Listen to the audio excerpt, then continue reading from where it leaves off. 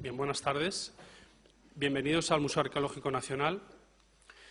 Tengo el gusto de presentarles a la doctora Yolanda Peña Cervantes, que nos va a tratar este tema tan interesante como es la arqueología del vino en la Antigüedad Tardía y la Edad Media. Yolanda es licenciada en Historia por la Universidad Autónoma de Madrid en el año 1998.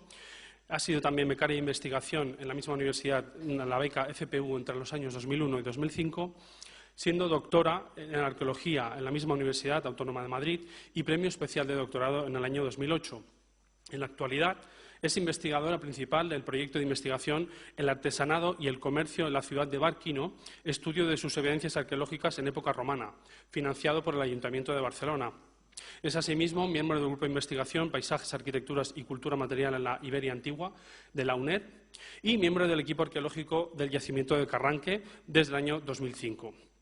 Asimismo, forma parte de la misión arqueológica de Villa Adriano, en Tívoli, llevada a cabo por la Universidad Pablo Olavide de Sevilla y la Superintendencia Arqueológica per il Lazio.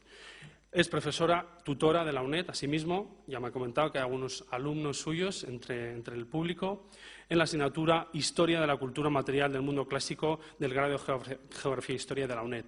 Entre sus múltiples publicaciones que cuenta sobre este tema específico, muchas otras, por supuesto, pero en el tema concreto que nos va a hablar, por supuesto, en su monografía sobre los torcularia, de la producción del vino y el aceite en Hispania, que fue esta monografía. El núcleo de esta monografía es el trabajo de su tesis doctoral y, entre otros, a muchos otros artículos científicos, menciono uno que viene a colación con esta charla de hoy, la producción del vino en contextos eclesiásticos tardoantiguos hispanos, publicada en la monografía editada por Blánquez y Celestino, El vino en época tardoantigua y medieval. Cedo, pues, la palabra a Yolanda para que nos dé esta magnífica charla. Pues nada, en primer lugar, agradeceros a todos la asistencia y, por supuesto, agradecer al doctor Sergio Vidal la invitación y también hacerla extensiva, por supuesto, a su director y al Museo Arqueológico Nacional. La verdad es que a estas alturas de la película hay pocos escenarios que a uno le acongojen de la manera que me acongoja a mí el Museo Arqueológico. Es una institución en la que yo creo que, bueno, en sus pasillos yo decidí que quería ser arqueóloga, que quería dedicarme a esto, entonces, por lo tanto, es una charla especial para mí, porque supone, bueno, pues volver al inicio donde empezó todo. Después de este recordatorio emocional, empezamos ya con la charla que va a versar, como el doctor Vidal les ha indicado, sobre la arqueología del vino en la Antigüedad Tardía y en la Edad Media. He articulado la charla en 5 grandes bloques. Lo primero que vamos a ver va a ser la utilitate vini, cómo se concibe el vino en el mundo tardorromano, en el mundo tardoantiguo y en el mundo medieval, cómo esa entrada del cristianismo va a suponer una modificación en el uso, en el consumo del vino, pero se va a seguir manteniendo como un producto esencial en el ámbito mediterráneo. Vamos a ver después la viticultura y enología en la Antigüedad Tardía y la Edad Media. Vamos a ver cómo hay un hilo conductor. La tecnología es la misma desde época prácticamente augustea hasta el siglo XIX. Los procesos de elaboración vinícolas y también los problemas derivados de la fermentación, lo veremos, son los mismos desde época griega prácticamente hasta el siglo XIX, hasta la Revolución Industrial. Y luego vamos a ver ya por bloques cronológicos qué sabemos, qué podemos presentar del vino, de la arqueología del vino en época tardorromana y tardoantigua, hasta el siglo VIII aproximadamente, desde el siglo IV, y vamos a ver luego brevemente también el vino en época pleno y bajo medieval, un momento en el que arqueológicamente disponemos de muchas menos evidencias, y he preparado un epílogo sobre el vino y la vid en Al-Ándalus. Comenzando ya sobre las utilidades del vino en el mundo antiguo, hay que señalar, en el mundo antiguo y medieval, hay que señalar que sobre todo en el mundo antiguo tiene un valor clave de identidad cultural para esa civilización grecolatina. El consumo del vino es un elemento esencial en la propia configuración de estas culturas y en su propia percepción y en su propia definición frente al contrario. El mundo griego y el mundo romano consume vino además mezclado con agua y siguiendo una ritualización de esa bebida del vino frente a lo que hacen los pueblos bárbaros, los pueblos germanos, lo que hacen los pueblos que están más allá de las fronteras civilizadas, que irán variando a lo largo de todo el periodo de la historia antigua. Es, por supuesto, tiene una potencia lúdica muy grande el vino, eso lo sabemos todo. Ese carácter del vino vinculado a esa capacidad para generar fiesta, pero también para generar problemas derivados del consumo excesivo, lo vamos a ver ahora. Vamos a ver también la importancia del valor dietético, que se mantiene inalterable desde la antigüedad hasta prácticamente el siglo XIX, pasando por la Edad Media. Y vamos a ver también el vino como medicamento, como fármacos. En origen, esta percepción del vino como medicamento arraiga también en épocas muy antiguas, desde época griega, se va a mantener a lo largo de la civilización romana y se iba a perdurar, como veremos, en las civilizaciones medievales. Y, sobre todo, me gustaría resaltar el aspecto del vino como valor religioso, como bebida de resurrección. Vamos a ver cómo también desde cronologías muy tempranas, incluso en contextos del Imperio Nuevo Egipcio, el vino aparece ya vinculado a la resurrección. Esta idea del vino vinculado a la resurrección se va a mantener a través del mundo griego, a través también de las culturas ibéricas, etruscas, de todo este periodo protohistórico mediterráneo, el mundo romano, y nos va a llegar a través del cristianismo en forma de ese vino, esa sangre de Cristo a través de la Eucaristía. Y es precisamente la conversión del vino en uno de los elementos centrales de la Eucaristía la que va a condicionar su cultivo en época medieval. Vamos a ver cómo en época medieval se produce una ampliación de las zonas de cultivo de la vid, precisamente para poder cubrir las necesidades de ese vino eucarístico. Les traigo aquí uno de los cánon, el canon 1 del Tercer Concilio de Braga, que se fecha en el año 675, en el que se dice: algunos han sido acusados de que el sacrificio del Señor ofrece leche en lugar de vino, y también en vez de vino ofrecen un racimo de uvas. Lo que nos está señalando esta disposición del Concilio de Braga es la dificultad para cultivar la vid en territorios en los que no había una tradición previa arraigada en el cultivo de la vid. Estoy pensando en las zonas norteñas o en zonas marginales de la península ibérica, y también la dificultad de realizar vino. Vamos a ver cómo ese proceso de fermentación, cómo ese proceso de vinificación en el mundo antiguo es tremendamente complejo, y precisamente esta disposición del Concilio de Braga lo que alerta es de la necesidad de que realmente en la Eucaristía se esté utilizando vino en sentido estricto. El vino como alimento, pues el vino tiene un aporte calórico esencial en todas las civilizaciones preindustriales. Es una bebida que aparece reiteradamente recogida en todas las fuentes romanas, en las fuentes griegas y, por supuesto, en las fuentes medievales como una bebida sana y nutritiva. En las reglas monásticas vamos a ver la presencia de estas raciones diarias de vino como una parte más integrante de la dieta de los monjes, y también en esas ordenanzas municipales y del diezmo van a señalar la importancia de este producto como un elemento más de la dieta. Señalar también, lo vamos a ver especialmente cuando hablemos del mundo islámico, la importancia de la uva de mesa, del consumo de pasas, de arropes, de mosto y sobre todo del vinagre. El vinagre es el gran conservante en la antigüedad, en las culturas preindustriales, y por lo tanto su elaboración y su consumo debía ser muy importante y muy habitual. Analizando el vino como medicamento, podemos trazar también una línea continua desde época romana, desde época griega hasta prácticamente nuestros días, en estos aspectos beneficiosos del vino.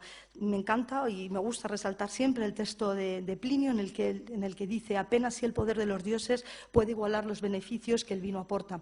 En esta misma línea tenemos los prescriptores de vino de origen griego, en muchos casos, como vemos aquí en este epitafio de Menécrates de Tralles, que son habituales en la cultura grecolatina y que continúan en esta línea continua que les estoy marcando hasta los textos de Arnau de Vilanova de finales del siglo III, en cuyo libro Régimen de Salud se prescriben distintos vinos para distintas enfermedades que en muchos casos coinciden con los vinos que habían prescrito en su día ya los autores grecolatinos.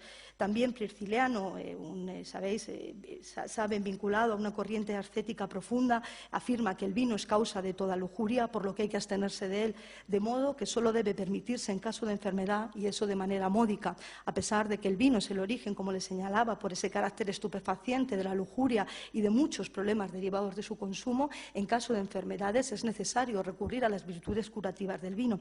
Y les traigo ya, a modo de es una pequeña licencia, el resveratrol. Cada cierto tiempo surgen medicamentos o surgen remedios vinculados con el vino que nos animan a consumir ese vino con ese carácter medicinal. En este caso es el resveratrol, que es una sustancia presente en la uva, que es antioxidante y que se ha puesto de moda hace unos años y que se ha convertido de nuevo en una especie de panacea farmacéutica farmacológica. Volviendo o entrando de lleno ya en la parte mística, en la parte religiosa del vino, hay que señalar su carácter como bebida de resurrección. El carácter del vino, la vinculación del vino con esta resurrección aparece ya desde épocas muy antiguas. En el siglo XIV lo encontramos ya en las tumbas del Imperio Nuevo Egipcio y tiene que ver directamente con la doble naturaleza que presentan las viñas.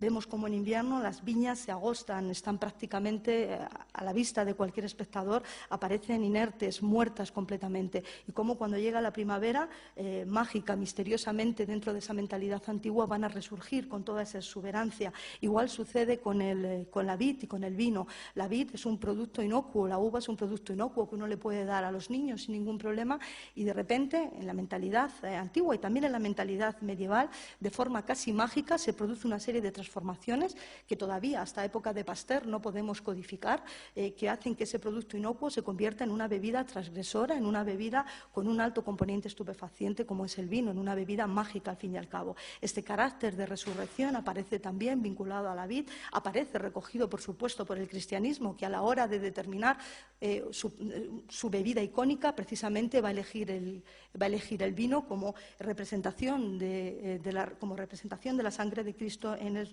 sacramento eucarístico. El propio Jesús dice: yo soy la vid y vosotros los sarmientos. Son muy habituales las menciones en el Nuevo Testamento a la vid, vinculadas a este concepto de resurrección. Un concepto de resurrección que, entrando ya plenamente en el mundo romano, tardorromano, encontramos habitualmente representados en los sarcófagos como este que tienen en la imagen, la que es habitual, estos sarcófagos del siglo III, relativamente habitual la presencia de escenas de Pisa y sobre todo la presencia de escenas de Pisa combinada con escenas de vendimia que están evocando este carácter de resurrección vinculado a este fruto. Esta misma idea de resurrección, a través de esta iconografía de la vid y de la elaboración de vino, a través del pisado, aparece recogido ya en un contexto cristiano en el mausoleo de Santa Costanza en Roma a mediados del siglo IV, y ya desde luego entroncando con esta religiosidad, con esta nueva religiosidad que en el siglo IV se hace, como sabemos, predominante en el imperio y que se va a convertir en la religión hegemónica de una parte importante del Mediterráneo en época medieval. Esa misma idea perdura a través de los fantásticos mosaicos de estas iglesias de los siglos V y VI, sobre todo de la parte del Mediterráneo oriental. Especialmente conocidos son los mosaicos del Mont Nebo en Jordania, en los que vemos también estas escenas de Pisa, en este caso también combinadas con el prensado de la uva, escenas de recolección, escenas, una imagen que arranca ya desde época griega, que es la presencia del aulos, de la música en el momento de pisar para poder acompasar la pisada de los individuos que se agarran para mantenerse de pie. Esta misma iconografía vinculada en este caso ya a la pavimentación de las iglesias, y lo encontramos también en el ámbito hispano en diversos ejemplos formando parte de capiteles o de relieves, como vemos en esta iglesia de Quintanilla de las Viñas en Burgos, ya fechada en el siglo VII. Se conserva, esta es la planta original de la iglesia, el negro es exclusivamente la parte que se conserva, que coincide con la parte que es la que tienen en la imagen, con la parte del altar, la parte de la cabecera, en la que ven aquí dos hiladas de decoración, de decoraciones sillares, en la que vemos nuevamente esta presencia de temas relacionados con la vid, vinculables a la resurrección y también asimilables al sacrificio de la Eucaristía. Vista esta importancia del vino en la antigüedad y en la Edad Media, que como vemos trasciende el imaginario colectivo que podemos tener hoy en nuestra civilización del vino, vamos a pasar ahora a ver los procesos de elaboración del vino en estos dos periodos en los que hoy nos estamos moviendo. Les decía ya al principio de la charla que desde época augustea, prácticamente con el cambio de era, se producen una serie de innovaciones tecnológicas que no se van a modificar hasta época preindustrial, hasta mediados del siglo XIX. La tradición vitivinícola medieval va a entroncar directamente con la tradición romana a través del mundo visigodo primero y a través del mundo mozárabe después, y va a perpetuarse a lo largo de la Edad Moderna hasta esa industrialización del campo. Etnográficamente contamos contamos con una gran cantidad de prensas, con una cantidad de ingenios que nos ayudan a entender cómo era esa tecnología antigua, ya que mantienen esa misma tecnología activa y viva a través de los siglos. Les traigo 3 imágenes, una de ellas, unos contrapesos de una prensa de viga de San Cucufate fechados en el siglo I. El segundo de ellos, una miniatura de las anotaciones del Apocalipsis, del Orbao, en el que vemos también el funcionamiento de esta gran prensa de viga, de estas prensas horizontales que veremos a continuación, en las que el sistema de accionamiento de la prensa es idéntico al que vamos a encontrar avanzando el tiempo ya en el siglo XIX, incluso a principios del siglo IX, como en esta prensa etnográfica de Latedo.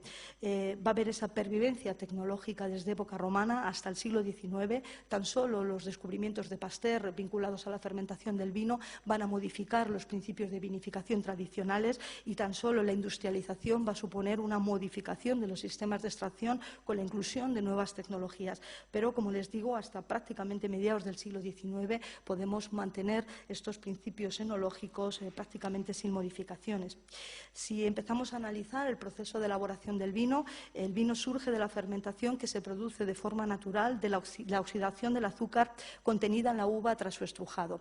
Esta frase, que es muy simple, esconde, como todos ustedes saben, un proceso de elaboración tremendamente complejo, entre otras cosas porque en el proceso, el vino es un producto químicamente inestable, es un producto vivo en el que las reacciones se están produciendo, sus modificaciones moleculares se están produciendo continuamente. Vamos a ver las dificultades de estos procesos de fermentación y cómo en época romana y en época medieval se intentan paliar. Desde el punto de vista de la elaboración, el esquema de elaboración del vino arranca con un primer momento con la vendimia, a partir de la cual inmediatamente se inicia el estrujado manual o el pisado de la uva, que en muchos casos conduce directamente a la fermentación del mosto, sin que entre en juego el tercero o el cuarto de los elementos, como sería el estrujado mecánico a través del prensado. Solo en el caso de producciones excedentarias destinadas a rentabilizar al máximo el volumen de producción, se recurre a la utilización de estas máquinas, tanto en época romana como en época medieval. En cualquier caso, tanto el mosto obtenido del pisado como el obtenido del prensado posterior al pisado, en el caso de que fuera necesario, se introducen en estas bodegas, en estos contenedores, bien sean cerámicos o bien sean de madera, para iniciar el proceso de fermentación.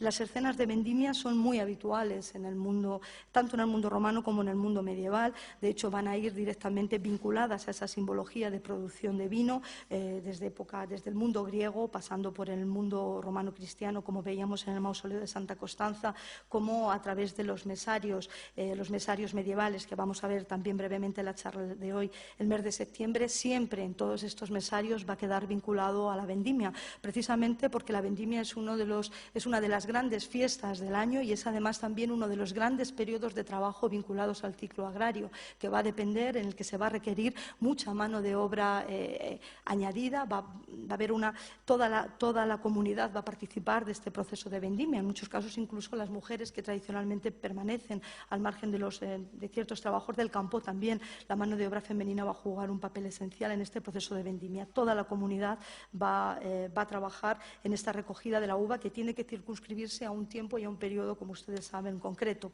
Los encontramos también en los distintos beatos. Vemos estos sistemas de recogida de la uva con estos tranchetes, estas falces vinatoria, llamadas así en época romana, que son idénticas a las que se siguen utilizando en la vendimia manual y se representan habitualmente. Vemos parras. Sabemos por Isidoro de Sevilla y sabemos también por los agrónomos latinos que se utilizan no solo parras, sino que se utilizan también cepas rastreras, pero es verdad que a la hora de las representaciones se tiende siempre a representar este tipo de viña. Tras la vendimia, inmediatamente se inicia el pisado de la uva, el estrujado, para obtener el mosto, que luego pasará al proceso de vinificación, y en este caso las representaciones iconográficas también nos permiten reconstruir el proceso. En el proceso de pisado podemos encontrar con elementos estructurales construidos en obra, como veremos en el caso esencialmente del mundo romano, pero también la presencia de bancos de pisa o simplemente cubas realizadas en madera que no dejarían restos en el registro arqueológico. Es muy difícil detectar, o prácticamente imposible, las condiciones habituales habituales en las que nosotros accedemos al registro arqueológico, detectar estos elementos de madera que pasan mayoritariamente desapercibidos y que conocemos bien a través de las representaciones gráficas y también a través de la etnografía. Simplemente un pequeño banco de Pisa, como este cerandón del Museo Municipal de Trujillo, puede servir para la elaboración de un vino doméstico. Evidentemente, los arqueólogos no podríamos detectar la presencia de este tipo de pequeñas industrias destinadas a la autarquía, al mantenimiento, bueno, pues de la familia y a un pequeño comercio de proximidad. Vemos aquí esta imagen de esta crátera de figuras rojas del Museo de Atenas, en la que vemos precisamente este pequeño banco de Pisa combinado con un cesto también realizado en esparto y, por tanto, en materiales perecederos en los que se realizaría el pisado. Y vemos cómo esa línea temporal de la que les hablo, esa continuidad tecnológica desde época antigua hasta el siglo XIX, se ve materializada aquí con una gran claridad. Entre el banco de Pisa de la crátera de figuras rojas del siglo V y el cerandón de principios del siglo XX han transcurrido 25 siglos y vemos una tecnología exactamente igual. En el caso de que queramos rentabilizar el volumen de mosto obtenido con nuestras uvas, estas uvas que no se han agotado del todo por el pisado, son introducidas en algunas de estas prensas, o bien en las prensas de viga, las llamadas prensas de viga o prensas horizontales, o bien en las llamadas prensas de tornillo directo o prensas verticales. Estos sistemas de prensado, que continúan activos, como vamos a ver, hasta épocas relativamente recientes, son, insisto, idénticos a los utilizados al menos desde el siglo I, desde el cambio de era. La primera de las prensas que les traigo es la prensa de tornillo directo o prensa vertical, una prensa muy mal conocida arqueológicamente porque, como sucede en el caso de las estructuras realizadas en madera destinadas a la Pisa, están realizadas también mayoritariamente en materiales deperibles, en materiales perecederos que no dejarían restos en el registro arqueológico. Las conocemos bien a través de las fuentes escritas, tanto de época romana como de época tardoantigua y medieval, y las conocemos bien a través de las representaciones gráficas, y las conocemos bien gracias a la pervivencia del excepcional en el registro arqueológico de madera, en el caso de Herculano, en el que encontramos, se ha preservado una de estas prensas de tornillo directo carbonizada. Vemos que son unas prensas que se siguen utilizando. Aquí les traigo, pues esto es una elaboración artesanal de sidra en casa de unos amigos, en las que evidentemente el sistema utilizado son estas mismas prensas, unas prensas que son muy rentables, tienen una alta rentabilidad de prensado, son muy eficientes, muy económicas en cuanto a su constitución y además no requieren de espacios específicos para su ubicación, por lo que pueden ser utilizadas simplemente en el momento, en el mes de septiembre, en el mes de octubre, cuando estemos procediendo al prensado de la uva, al prensado de la uva, y luego pueden ser almacenadas. Las otras prensas presentan una mayor eficiencia, pero también son tremendamente costosas y están dedicadas a explotaciones, diríamos, si no de corte industrial, sí que están buscando un importante excedente de comercialización. Estamos hablando de las prensas de viga o prensas horizontales, en las que, como sabrán, son las prensas que se mantienen en los museos etnográficos y todavía en algunas instalaciones etnográficas. Son prensas de viga, reciben este nombre por este gran tronco de madera o troncos de madera ensamblados, en los que, gracias a la fuerza que se está realizando en la parte de la cabeza de esta viga, se repercute la fuerza en el cargo a prensar y se produce un estrujado muy intenso del cargo. Estas prensas las tenemos perfectamente constatadas ya con funcionamiento con este tornillo sin fin desde época augustea, en el caso aplicadas al aceite de la bética, y se van a mantener en el registro arqueológico, las vamos a detectar a lo largo de todo el Imperio Romano y también las vamos a detectar a través de estas miniaturas medievales en los siglos X, XI y XII, y las vamos a encontrar ya perfectamente configuradas de nuevo en épocas modernas y en épocas preindustriales. La importancia de estas prensas o su elemento más significativo es que son muy evidentes en el registro arqueológico. Al requerir de espacios específicos que se conforman en función de las necesidades de las prensas, son muy fáciles de de detectar arqueológicamente, y eso permite que sean las más numerosas. Este tipo de prensas son las que habitualmente, cuando nosotros hablamos de bodegas romanas o hablamos de bodegas islámicas o de bodegas medievales, como vamos a hablar, estamos hablando de instalaciones que están dotadas de este tipo de maquinaria, y eso es lo que nos permite documentarlas y rescatarlas en el registro arqueológico.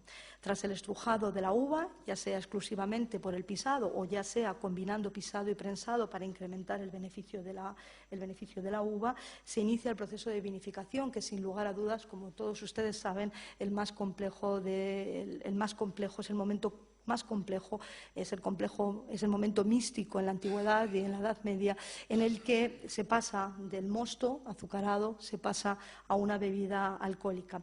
Este proceso en la antigüedad, ustedes saben que el proceso se inicia de forma natural gracias a la acción de unas levaduras que están presentes en el ollejo de la uva. En el momento en el que estas levaduras que están presentes en la piel entran en contacto con la pulpa en presencia de oxígeno y con una temperatura de entre 14 y 30 grados, estas levaduras, las Saccharomyces cerevisiae, comienzan a degradar los azúcares presentes en el mosto y comienzan a expulsar anhídrido carbónico, CO2 y alcohol. Este proceso, que conocemos como primera fermentación, es el único que se va a desarrollar en época romana, el único beneficioso para el vino que se va a desarrollar en época romana, ya que en época romana no se utilizan los sulfitos, el anhídrido sulfuroso, ni conocen la tecnología del frío, ni pueden practicar el vacío y evitar la presencia de oxígenos, con lo cual estas levaduras, las Saccharomyces cerevisiae, van a continuar degradando azúcar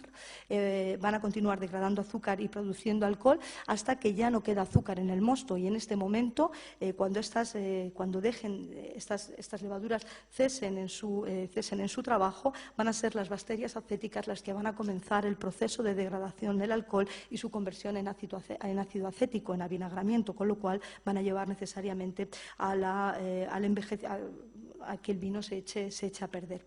En el mundo romano, si el vino en la actualidad es un producto químicamente inestable siempre, en época romana es un producto químicamente todavía más inestable, con muchos problemas de conservación. En época romana y en época medieval constatamos la existencia de dos grandes tipos de vino: unos vinos destinados al consumo de añada, que se corresponderían con los que ahora conocemos como vinos naturales, que comienzan también a realizarse y a comercializarse en nuestros días, que tendrían un periodo de pervivencia en torno al año. A partir del año esos vinos se avinagrarían y dejarían de ser vino, pasarían a ser vinagre, que es otro producto muy importante, pero ya no serían vino. Y tenemos al mismo tiempo los vinos destinados a envejecer, los vinos destinados al consumo suntuario, al consumo de las élites, que sí que pueden evolucionar a lo largo del tiempo gracias al añadido de mostos y gracias al añadido de azúcares, al incremento de azúcares presentes en el vino, a la manera de lo que sucede en las actuales denominaciones de Jerez, en las denominaciones en el que el proceso es exactamente el mismo. No hay estabilización con azufre para los vinos, sino lo que se va produciendo es renovar esos vinos, añadiendo vinos que todavía tienen presencia de azúcar para mantener el trabajo de las Saccharomyces cerevisiae e impedir que las bacterias acéticas en la medida de lo posible entren en juego. Para intentar conseguir reducir o estabilizar en la medida de lo posible estos vinos, en época romana se añaden distintos aditamentos al vino. Muchas de estas variedades de vino van a continuar utilizándose, la mayor parte de ellas en época medieval, y así van a venir recogidas en los tratadistas médicos. Se añade, por ejemplo, yeso y puzolana para reducir el pH del vino. Incrementamos la acidez y con esta reducción del pH del vino ralentizamos la acción de las Saccharomyces de las levaduras para intentar alargar el proceso, la presencia de ese azúcar residual en el vino. Se va a añadir también agua de mar o sal con función bacteriana, creándose un vino, el tetalasomenoi, que es muy apreciado sobre todo para los problemas gastrointestinales. Se van a añadir también pez y resinas, esencial el añadido de mostos deshidratados por cocción, les decía, el de frutum y la zapa para alargar su envejecimiento. Este tipo de arropes que se consiguen gracias a la reducción por calor del mosto tienen un alto componente en azúcares y van a ser unos grandes conservadores del vino, y se van a utilizar todavía esta técnica, se utiliza en la actualidad, se denomina azucarado y es relativamente habitual. Se va a añadir miel para crear ese mulsum. También también encontramos estas uvas que se secan al sol para aumentar su grado y realizar con ellas un vino dulce muy apreciado, el Passum, con una variedad muy parecida y con una técnica prácticamente similar al vino Pedro Ximénez, al vino dulce Pedro Ximénez actual. En época medieval seguimos encontrando esa dualidad de vinos de añada para el consumo popular, junto con esos vinos destinados al consumo suntuario, al consumo de las élites, que reciben el nombre de vino griego y que se trata de un vino blanco dulce, precisamente dulce, para permitir que se mantenga, para permitir una mayor conservación en bodega. En el año 1513, Gabriel Alonso de Herrera publica unas prescripciones, es uno de los primeros tratados enológicos como tal de época moderna que tenemos, en los que él añadiza las distintas variedades de las que se dispone en ese momento y cuáles son las mezclas adecuadas precisamente para hacer perdurar el vino. Él señala, por ejemplo, las albillas, que se corresponden con la actual albilla, y dice que son las mejores de todas, ya que el vino de estas vides sale muy claro, de gentil color, oloroso, de gentil color y sabor, es oloroso y se guarda mucho tiempo, y hace referencia precisamente a este alto contenido de azúcar en la uva albilla, que permite su preservación a lo largo del tiempo. Y sin embargo, de las uvas tintas, que como sabemos, debido a que en el proceso de elaboración hay que dejar, para hacer vino tinto, hay que dejar el ollejo en contacto con el vino, este ollejo presenta una mayor concentración de este tipo de levaduras y acelera el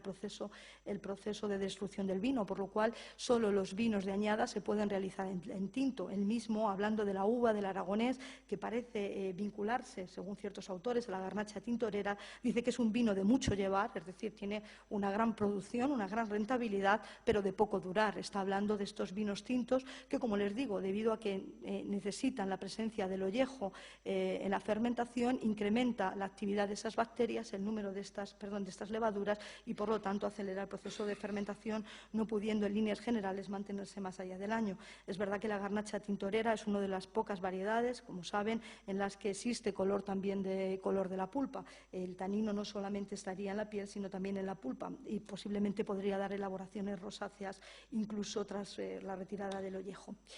Tras el estrujado, la fermentación se inicia, como hemos visto, de forma automática y directamente en el momento en el que la pulpa entra en contacto con el ollejo. Y se realiza en un primer momento o bien en estos tanques construidos en hormigón, característicos de época tardorromana y tardoantigua, o bien también en estas estructuras excavadas en la roca, estos lagares rupestres que van a tener una perduración también, sin modificaciones estructurales, desde época protohistórica hasta el siglo XIX, que vamos a encontrar en un alto número en la península ibérica, en los que precisamente en estas tinas en las que se introduce el mosto recién prensado, se inicia la primera de las fermentaciones, que es la que conocemos como fermentación tumultuosa. En este momento el mosto bulle porque está en ese proceso de degradación, hace su aparición en el anhídrido carbónico, y esto es lo que hace que muchas veces, imagínense en la mentalidad de un hombre medieval o de un hombre de época antigua, o incluso de época moderna, en el que no se conocen estas reacciones químicas que hemos señalado, con una temperatura apenas de 20 grados, se está viendo cómo el mosto está cociendo. Es la forma de mencionarse a ello. Evidentemente, esto también conecta con esa dimensión mística del vino.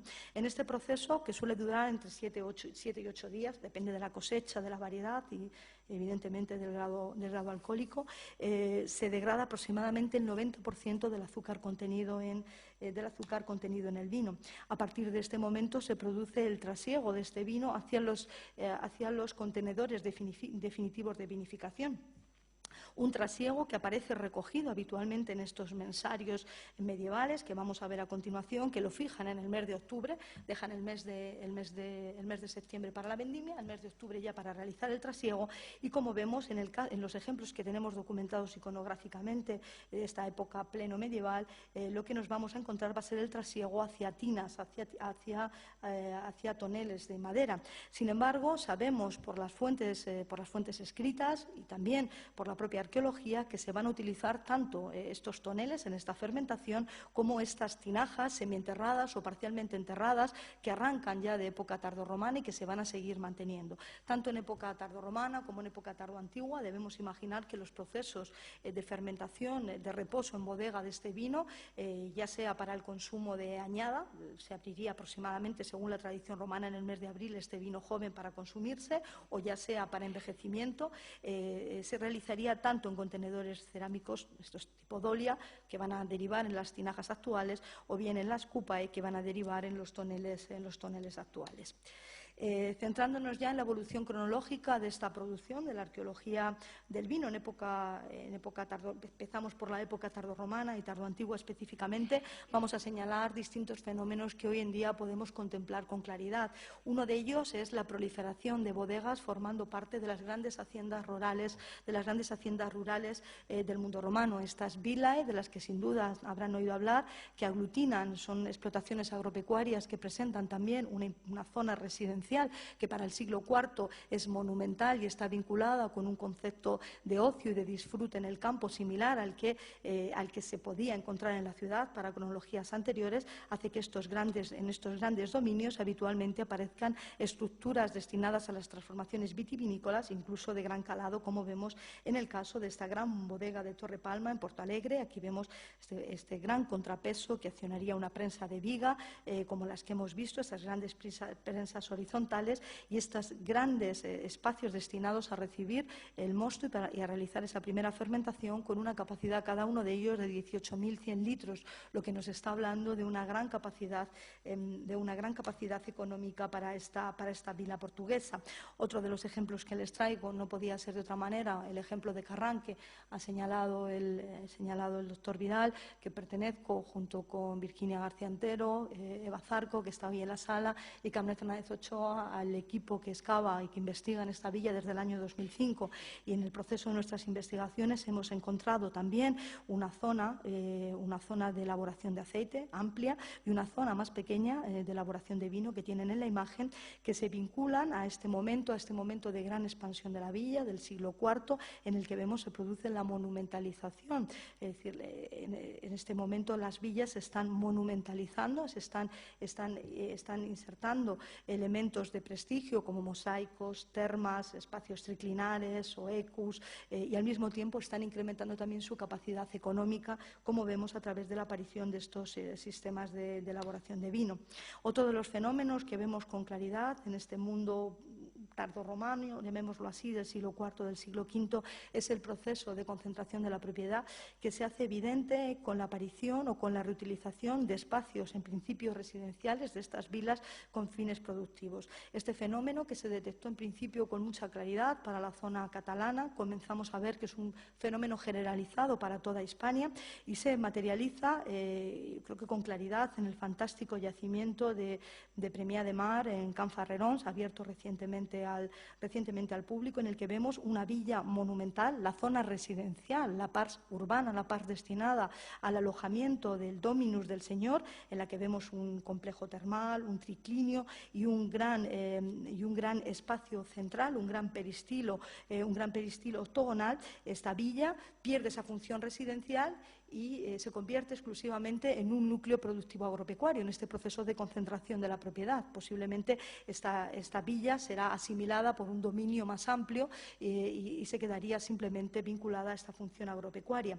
En este último momento de uso de la villa vemos cómo las salas, en principio destinadas al balneum, a la actividad termal, son reutilizadas. Aquí vemos en esta imagen el frigidarium, la sala para el baño frío, en el que vemos cómo el pavimento es repavimentada, se incluye un contrapeso en esta zona de aquí se sobreleva un ara, una zona de prensado, y se deriva el mosto para esta primera fermentación en lo que en principio era la piscina de las termas. Incluso vemos estos agujeros, vemos aquí estas tinajas, estos dolia de fosa, en los que se realizaría la fermentación y que se ubican en la zona del triclinium y también en la zona del peristilo.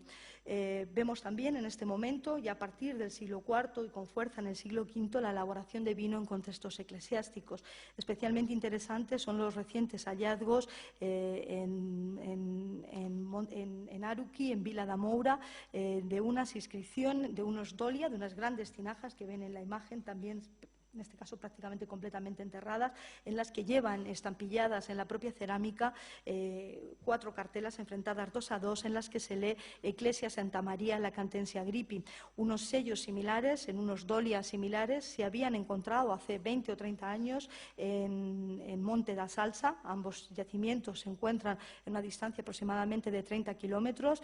Aruki es un centro urbano romano y Monte da Salsa sería una de estas grandes vilas, y la presencia de estas cartelas, de este marcador de la propiedad similar, nos están indicando que ambas producciones pertenecen a esa Iglesia de Santa María, que, según se han propuesto, se localizaría precisamente en Moura Romana. Nos estaría indicando la presencia de una zona de elaboración urbana vinculada directamente a la Iglesia, pero también la existencia de dominios vinculados a la Iglesia en el territorio de la propia ciudad de Vila da Moura, de la antigua Aruki.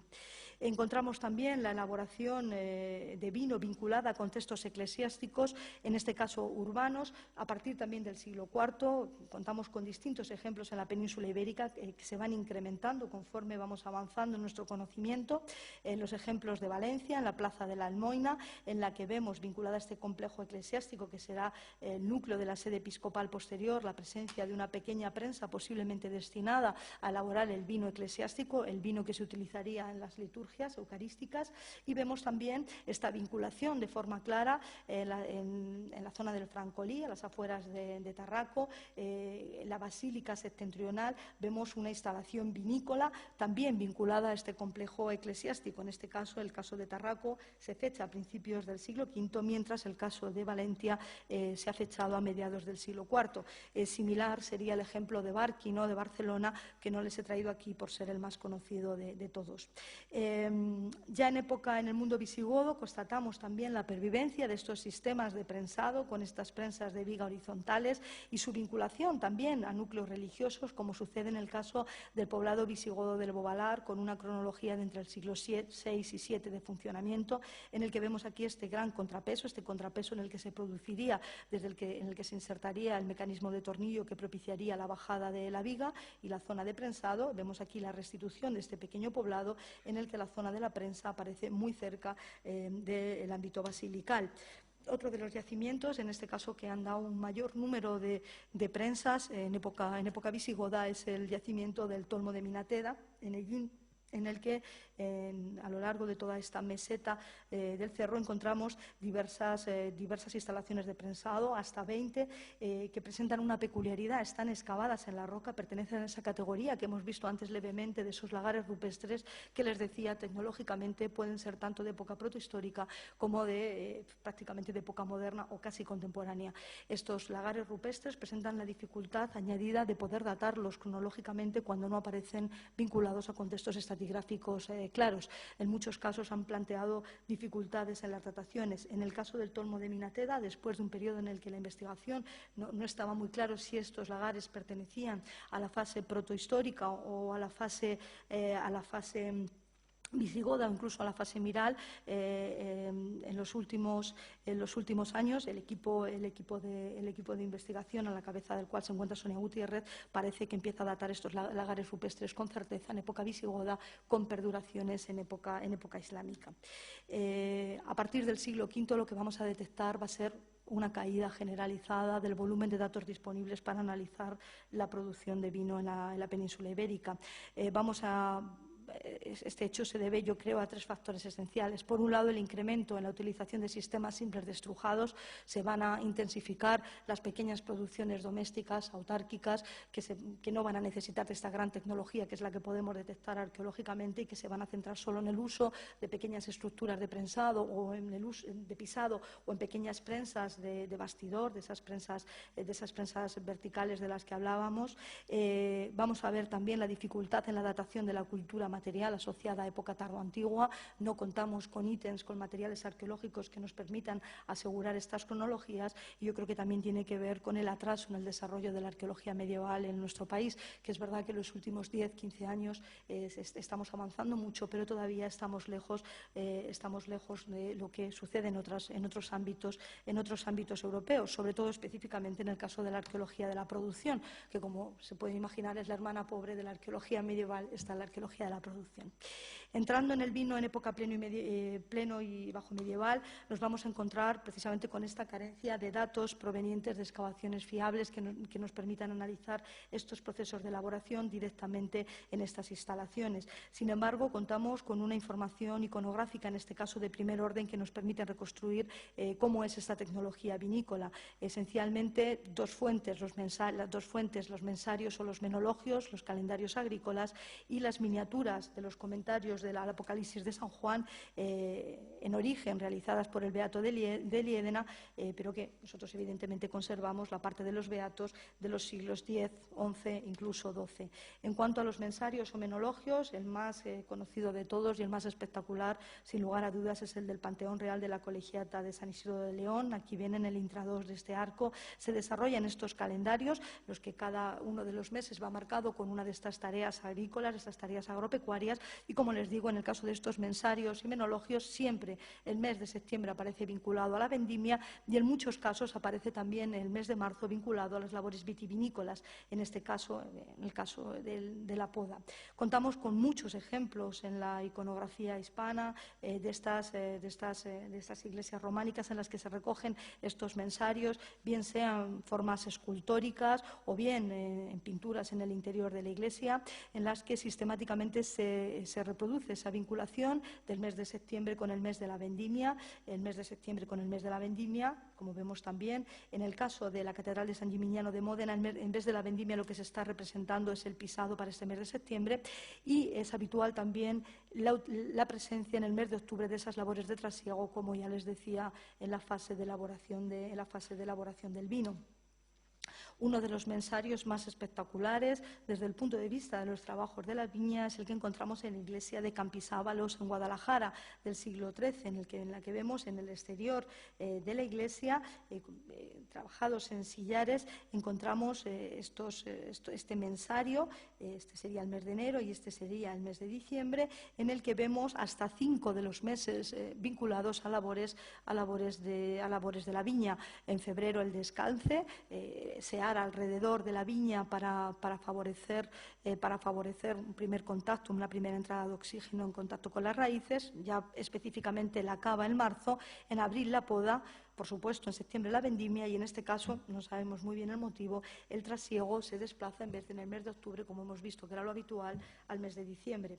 La otra gran fuente iconográfica para reconstruir estos procesos de elaboración en época pleno medieval van a ser las miniaturas de los comentarios del Apocalipsis de San Juan, en el que específicamente el espacio destinado al lagar de la ira de Dios es estas miniaturas que ilustran este texto que tienen aquí, en el cual se crea un paralelismo entre el pisado de las uvas y precisamente el furor de Dios que va a provocar el pisado de los individuos. Se va a generar esta relación y se va a representar este Cristo vendimiador, estas escenas de vendimia y estas escenas de prensado, en la que vemos una tecnología similar a la que habíamos visto en época romana y que continuaremos viendo en épocas posteriores. Aquí tienen este Beato de Liédena de la Biblioteca Nacional, justo aquí atrás, en el que vemos el realismo a la hora de representar esta prensa de viga. También sucede lo mismo con el Beato del Orbao. Más esquemáticos serían los beatos, el otro de los beatos que tenemos en la Biblioteca Nacional, y el del Monasterio del Escorial, en el que vemos estas prensas no están representadas con el grado de detalle que veíamos con anterioridad. Aún así, está claro que son instrumentos que se están utilizando y que están representados con un alto grado de detalle.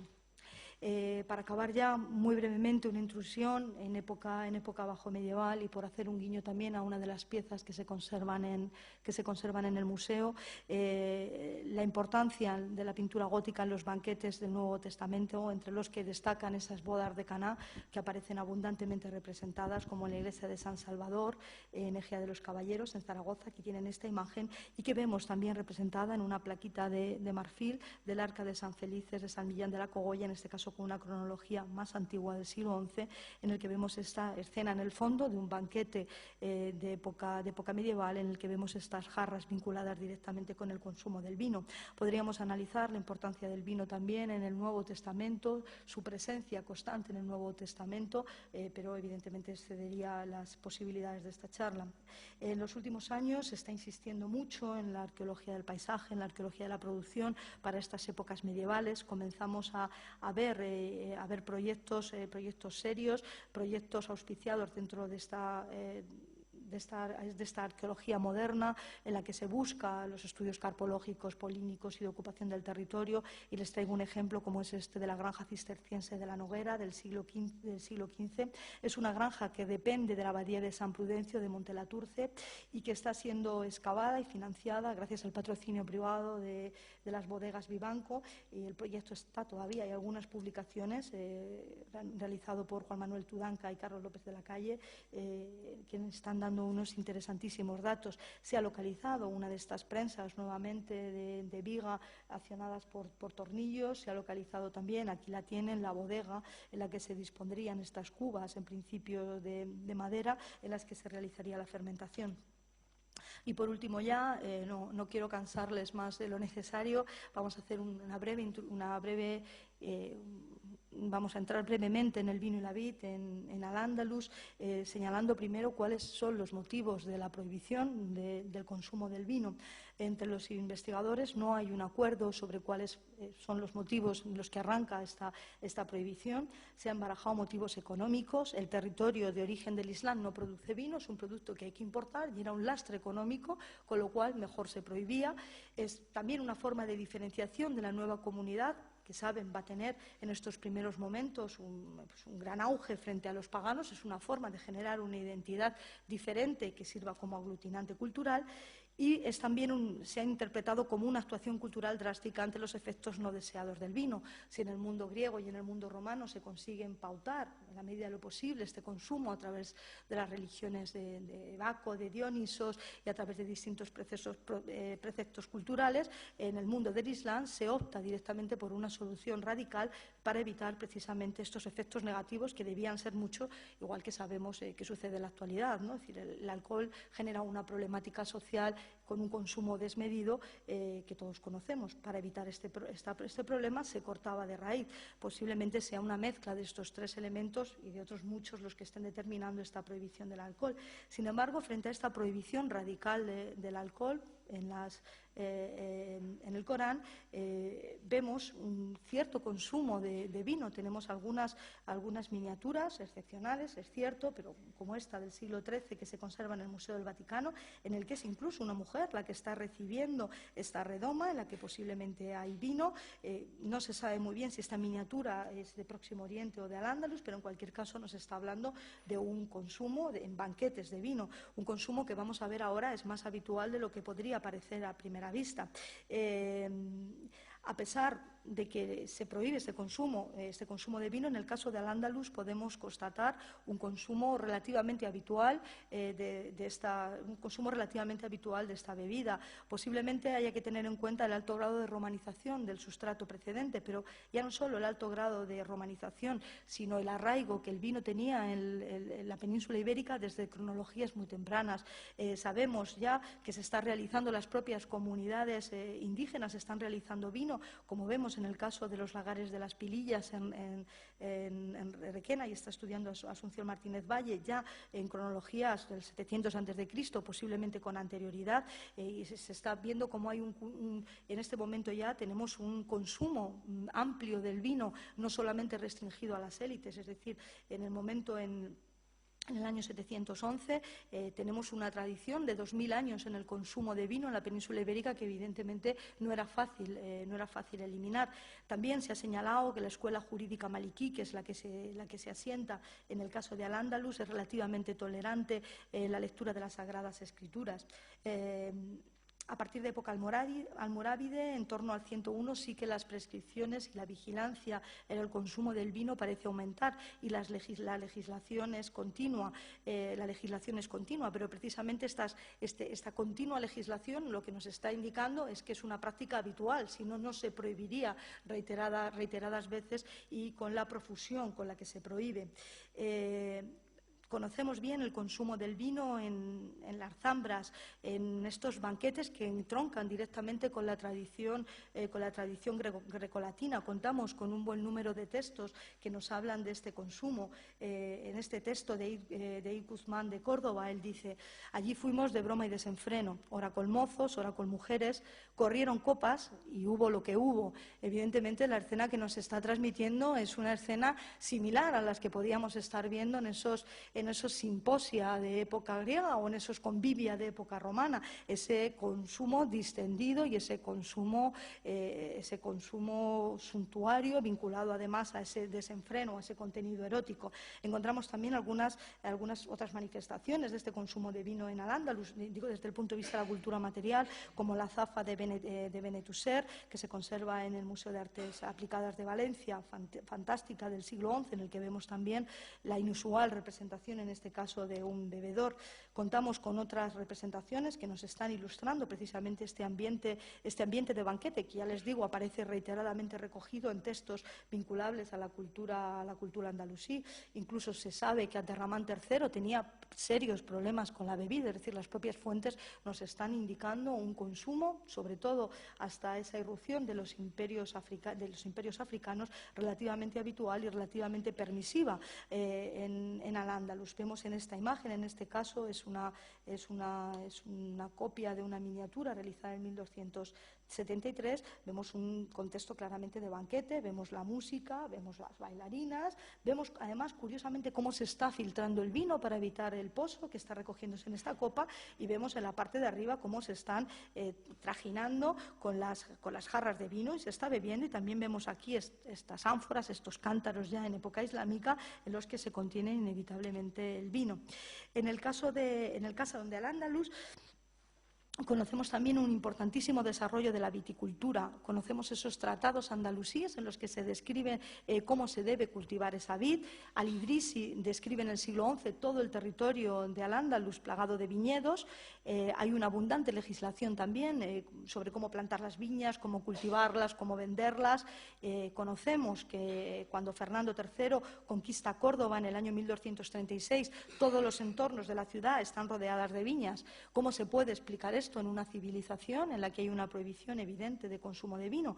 Pues es muy claro. Por un lado, evidentemente debe haber esta transgresión, pero por otro lado hay un consumo de la vid intenso, como uva de mesa, como pasas, como arropes, como mosto y como vinagre. Y además debemos tener en cuenta que la civilización, los mozárabes, los cristianos asentados en Al-Ándalus, no tienen prohibido el consumo del vino, con lo cual era muy difícil realmente de prohibir este consumo de vino. Incluso tenemos fuentes en las que los cadí, los administradores de justicia, llegan a oler el aliento del procesado para ver si ha bebido o no vino. Si uno coge mosto, ¿cómo sabemos el grado, si ha fermentado y tiene grado o no tiene grado? O hasta qué punto el vinagre conserva todavía. Realmente es una prohibición muy compleja cuando están coexistiendo una civilización con un consumo previo de vino muy claro, y en la que además todos los derivados del vino están siempre a caballo o tienen la problemática de que pueden contener alcohol casi de forma automática.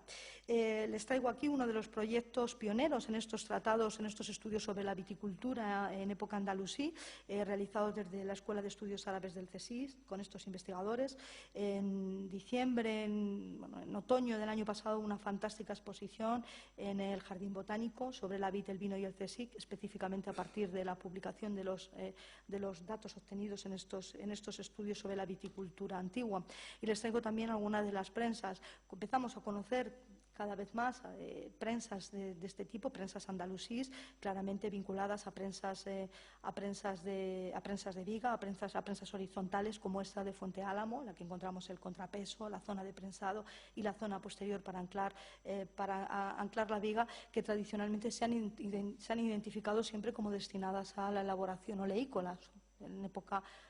igual que sucede en épocas recientes, las prensas utilizadas para vino y aceite son similares y ante la prohibición evidente del consumo del vino en el Islam, todas estas prensas se interpretaban como destinadas al aceite. Posiblemente tengamos que realizar analíticas químicas para comprobar si realmente están destinadas a la elaboración del aceite o, sin embargo, pueden estar por contra destinadas a la elaboración de vino.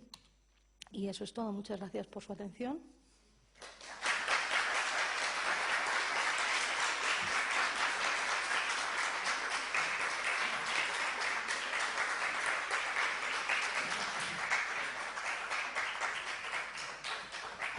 Bien, muchísimas gracias, Yolanda, por esta magnífica charla, esta magnífica conferencia, yo creo muy ilustrativa para todos, desde un punto de vista arqueológico, desde un punto de vista también etnológico, desde un punto de vista de la cultura del vino, que todos, bueno, pues que tienen un claro auge, ¿no?, últimamente en nuestro país. Y bien, y todo este recorrido que nos ha hecho tan magnífico, tocando, por supuesto, todos los antecedentes del mundo grecorromano, el mundo tardoantiguo, el mundo medieval y con este epílogo también, por muchos desconocido, de la vid y el vino en Al-Ándalus, con lo cual, pues un motivo desde luego, de felicitación. Es el momento de que sean ustedes los que formulen sus preguntas o sus comentarios que quieran formular sobre la charla. Siempre cuesta un poco, pero luego la gente se anima.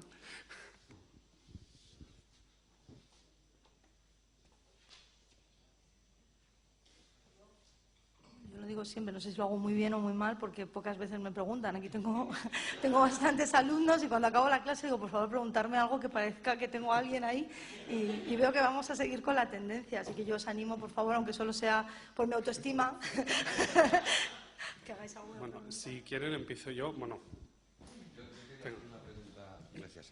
Yo quería hacerle una pregunta a Yolanda, muy pequeña, pero a lo mejor no tan fácil de responder.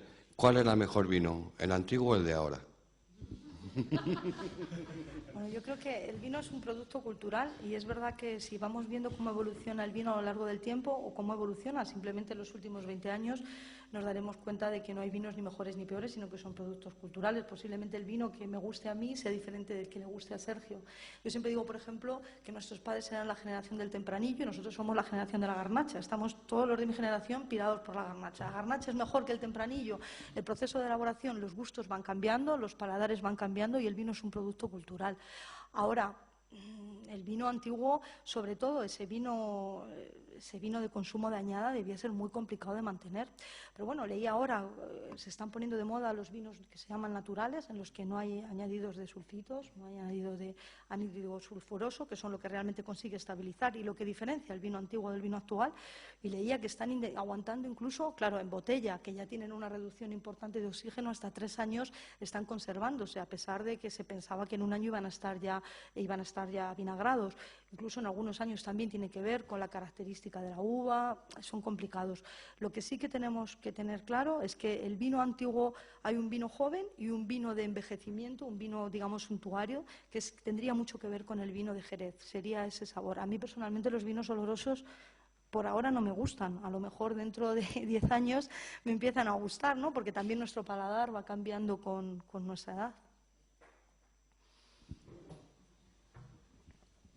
Yo tenía una pregunta que hacerte, que es el tema de los animales. Hemos visto, sobre todo con los beatos y con el beato de Burgo de Osma, la presencia de un caballo. Sí, lo he explicado mal, como voy tan rápido, intento meter tantos conceptos siempre en tan poco tiempo. Sobre todo hay uno de ellos que este en el fondo es una licencia poética del miniaturista, porque estas prensas no se mueven por tracción, no, además es imposible porque requieren un movimiento sostenido, tienen que tener pausas, tienen que estar además el maestro molinero o el maestro bodeguero en este caso tiene que estar conectado con el que está metiendo las cuñas en la parte de atrás y con el que está manejando el cargo. Entonces es un movimiento de precisión que en ningún caso sería realizado por animales.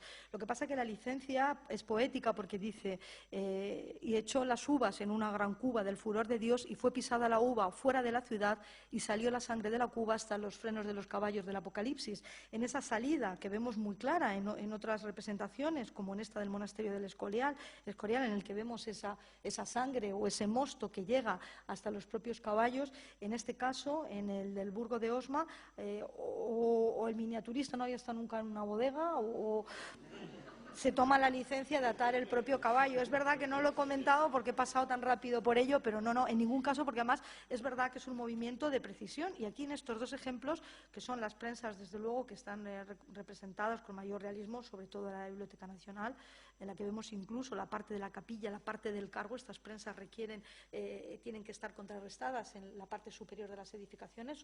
Tienen que ser edificaciones muy potentes para poder contrarrestar la fuerza que se está ejerciendo. Son siempre este movimiento rotatorio del tornillo.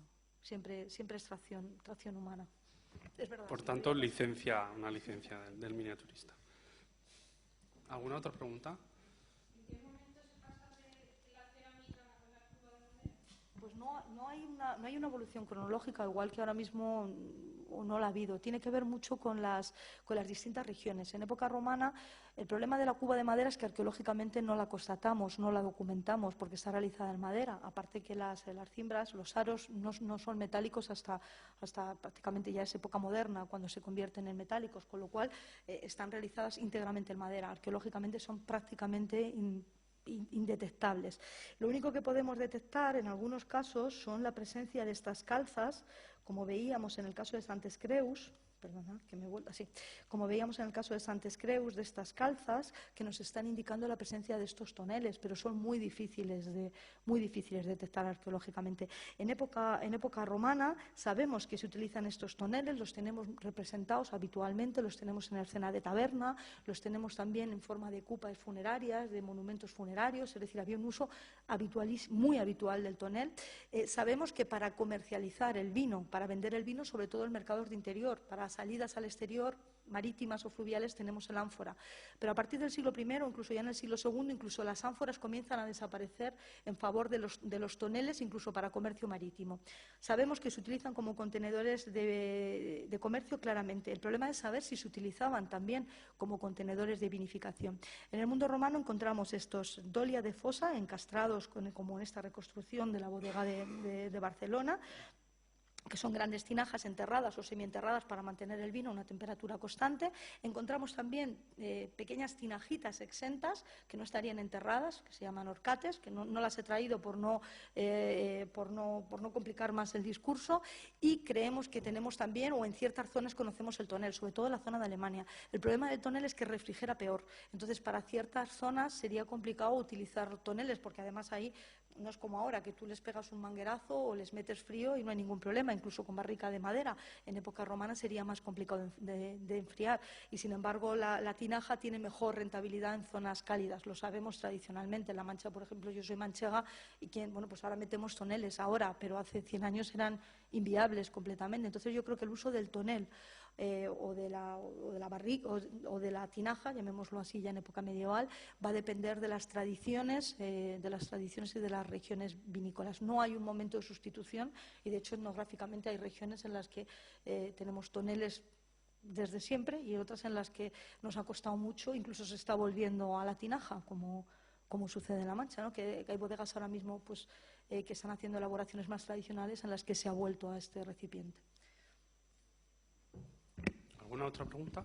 Sí, ¿es el vino la única bebida conocida? Perdone. Vamos, o se conocían más bebidas alcohólicas. Sí, están todas las fermentaciones, la cerveza, hay licores de higo por fermentación natural, hay más bebidas alcohólicas. Lo que pasa que es la más consumida y la que va a tener una dimensión sociocultural más amplia en el Mediterráneo. La cerveza va a ser considerada siempre pues una bebida de bárbaros o de gente del limes, del exterior. desde el punto de vista de la civilización grecolatina. Pero sí, por supuesto. Y luego hay bebidas de frutas muy diversas que están, ya digo, ahora mismo se me viene pues la bebida, el vino de higo, pero hay más, hay bastantes más. Prácticamente hay muchas más bebidas que fermentan en contacto, o sea, muchos más frutos que tienen presencia de azúcares que fermentan. Lo que pasa es que no consiguen esta potencia, digamos, alcohólica, este grado alcohólico tan alto que sí que consigue el vino, que fácilmente se te pone en 15, 16 grados sin hacer nada. ¿Alguna otra pregunta? Has comentado antes de que se bebía mezclado con agua, en algún caso bien. Sí, el vino en época antigua se consume habitualmente, de hecho en el mundo griego y en el mundo romano, la forma de beber el vino propia del mundo civilizado, su mentalidad, es mezclado con agua. Solo los bárbaros beben el vino puro. Y de hecho además es una imagen muy representada en la iconografía. Si suben a las salas de Grecia, en las que hay una colección fantástica de piezas en el museo vinculadas con ese banquete, con ese simposio griego, se marca muy bien. Creo que hay una incluso en la que hay un sátiro metido dentro de una crátera bebiendo el vino como no se debe beber el vino, que es el vino puro, y el vino sin educación y sin unas pautas rituales. Es muy importante porque es una bebida muy peligrosa, porque lo sabemos todavía nosotros, es una bebida que hay que pautar y que socialmente tiene que estar, igual que ahora. Yo pongo siempre, no lo he traído, la imagen de beba con moderación de las botellas, porque me parece que es la misma indicación que nos está dando Prisciliano, la misma que nos está dando Plinio. Sí, bebe vino, que es muy sano, pero por favor con moderación. Y yo no sé por qué se insiste tanto en la moderación, posiblemente porque el consumo de vino va casi inmediatamente unido a la desmoderación, utilizando una palabra que no existe. Entonces, este intento de pautarlo ritualmente incluye, por ejemplo, beber el vino mezclado con agua, en una cantidad variable. No todos los vinos se mezclaban con agua, ya en el mundo romano, en el mundo griego sí, y luego sí que tienen distintos aditamentos. Precisamente hay también vinos de flores, no los he traído, hay vinos aromáticos de todo tipo. Ellos echan al vino todas las especies y todas las flores inimaginables, y además esas especies y esas flores tienen una recomendación medicinal. En el fondo son sus medicinas. El recipiente de esa medicina es el vino, el interior, porque no vamos a hablar hoy del aceite, que es el otro gran producto, con el que sucede más o menos igual, pero en el caso de los perfumes les añade de todo para cuidar el cuerpo desde el exterior. Pero al principio sería el mismo. Los dos grandes medicamentos de la antigüedad, lo dice Plinio en una frase, es para el interior el vino y para el exterior el aceite, y poca más medicina había. No sé si contesto. ¿Alguna otra pregunta? Bien, pues lo dejamos aquí. Muchísimas gracias por su asistencia y muchas gracias de nuevo a la doctora Yolanda Peña Cervantes por su magnífica intervención. Muchas gracias.